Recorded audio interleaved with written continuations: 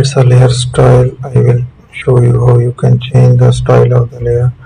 First of all, unlock the background and go to the layer style here.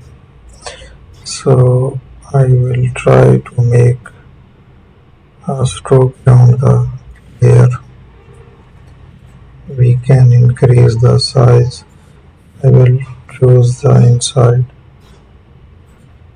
Here is a gradient to apply there. So it's a hard mix, hard light here. We can change the opacity. Here is some gradient. So let's increase the size, make it okay. So that's the new layer style we have made.